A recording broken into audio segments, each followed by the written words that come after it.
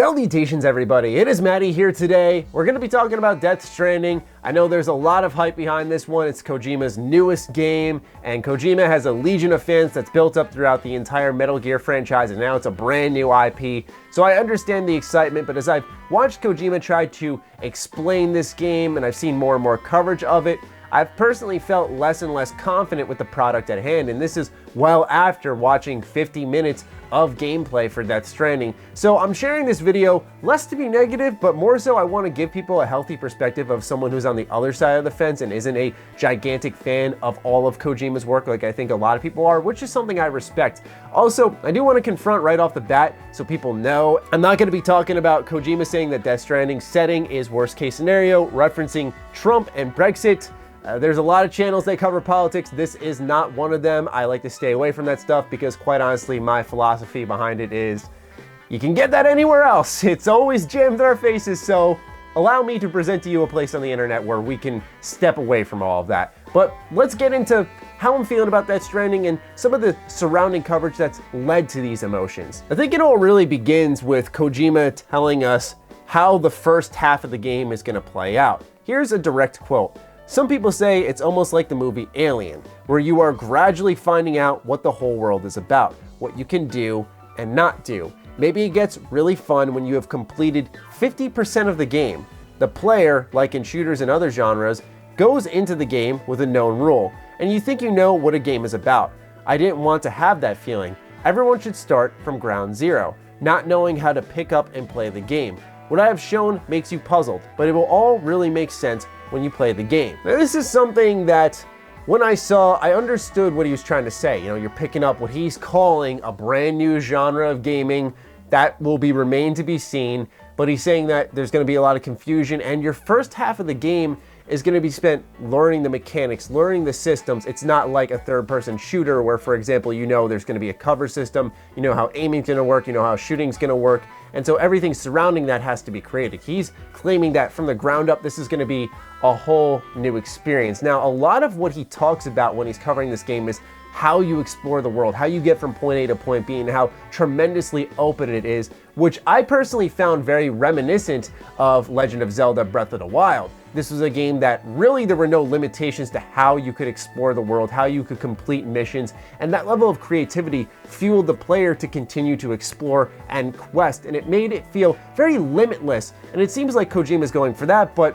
what's strange about all this is that Breath of the Wild exists, right? And so if you see a game, I guess, sort of taking inspiration from that, you're not really pioneering a new genre, and that's why I'm saying that some of the buzzwords behind this confuse me, because creative exploration isn't necessarily a new genre, so a lot of this could possibly change when I actually play the game. I'm going to remain open-minded. I want to give it a fair shake when it does come out, but as I look at it now, I'm just like, what does he mean by new genre when a lot of what we saw in the gameplay didn't seem like anything brand new, groundbreaking that we haven't seen before. Furthermore, he goes on to explain some of the open world stuff that I was just talking about, but the other thing about it is that you can go anywhere in the world. It's open world. In the past, even if games are open world, so he's referencing other titles right now, there are limitations where you can't go further. Like they created valleys where you can't go, so invisible walls or something along those lines. BGS players are probably well familiar with that, but in this game, you can go anywhere. You set routes and you want to know what goes on beyond. In this game, I think you will not understand if I just say this, but once you start playing, just walking the world is really fun. What I realized is when I monitor playtests, even the stats, they don't get it at first, but when they start playing, just walking is really fun in the space. And now everyone will say, oh, it's a walking simulator. It's the same as when I first brought out a stealth game. If 100 people play it and 100 people say it is fun, it means the genre or game already exists. But this is a new genre, same as stealth the first time, there will be people who don't get it. It will take time for the real evaluations to come in. This is another example of I get what he's trying to say. He very much believes this is a new genre, a brand new, never before seen experience, which I think heightens a lot of expectations. And with that being said, that approach of you just don't get it, I've never been a fan of that from the developer, because when you show off 50 minutes of gameplay, multiple trailers, you go out of your way to tweet multiple times explaining the game, and people still don't get it, how do we become the problem there? How does someone like me who looks at this game and goes, Are we just walking? Are we exploring? Is there stealth gameplay at some point in time? Because we see ourselves maybe shooting some troopers with a Bolas gun, and then we're starting to fight these extra-dimensional creatures. I apologize, I don't know much about the Death Stranding lore. I'm sure there's an actual title for them. There seems like a lot of different things going on here, so it's a valid question still to be like, what is this game? And to constantly go, you'll get it when you play it. Some people just don't get it. I've never been a fan of that approach because I think that highlights maybe something going on with the identity of the product, whether it's trying to be too many things or it's not sure what it wants to be. It seems like option 2 is more well suited right now from the outside looking in for Death Stranding. But I also think things get a little hairy when we start to see promotions in the game, because if it was anyone else, this title would be getting set ablaze for what's happening right here. So let's talk about this a little bit. There's a little bit of looting going on, and then it says Monster Energy drink consumed. So yes, Monster Energy promotions are gonna be inside Death Stranding. I don't really know how I feel about this in the terms of, you're a Sony published game. PlayStation is having one of its best generations of all time. Certainly they're not strapped for cash. You are a brand new studio currently under Sony. You can't be that strapped for cash. So I don't really understand the Monster Energy drink crossover, especially when it doesn't make sense in universe, right? Like if this was, we'll say, Grand Theft Auto, something that was an established open world game, and you see Monster Energy, it's like, okay, it brings the world to life a little bit, but they're clearly trying to make a little bit of money.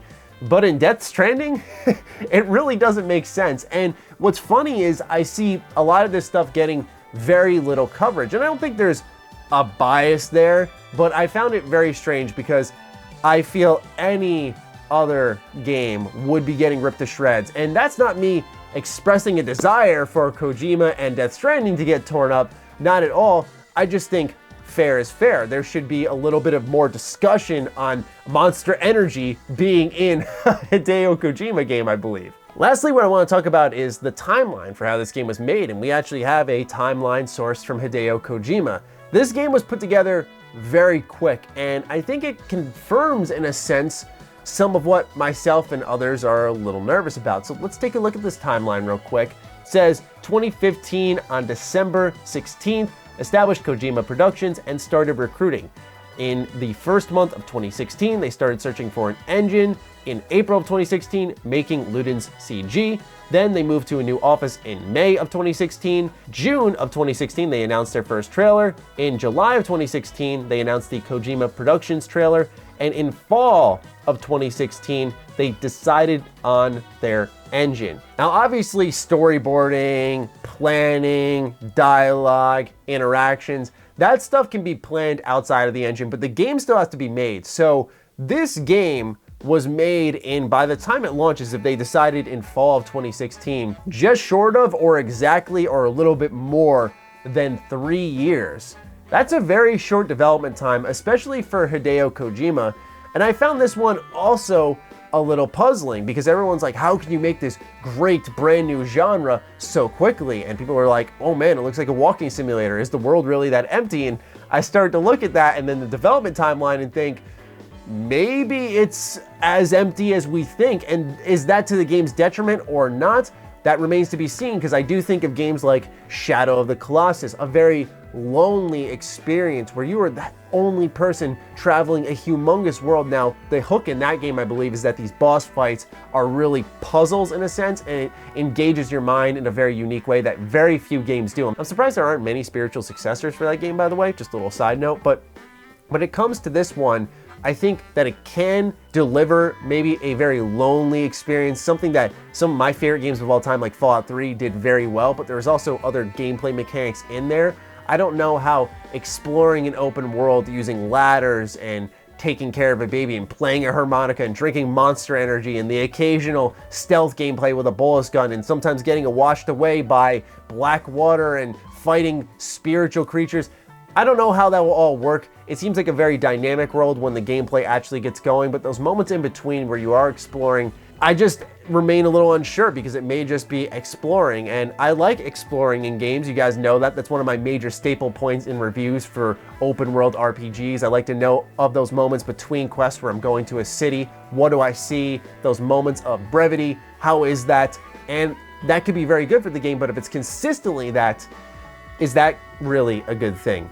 A lot of this all remains to be seen. Obviously, this is not like a set in stone opinion, but I just wanted to share my perspective because I see a lot of people talking about this game in the sense of, I don't know what's going on and I'm so excited. And hey, more power to you, be my guest. But for me personally, maybe I'm being a little critical, but I just look at it and go, if you can't explain it, no one knows what's going on, you're gonna blame us. And then Monster Energy promotions, claiming it's a new genre when it seems like a lot in this game is stuff I've seen before.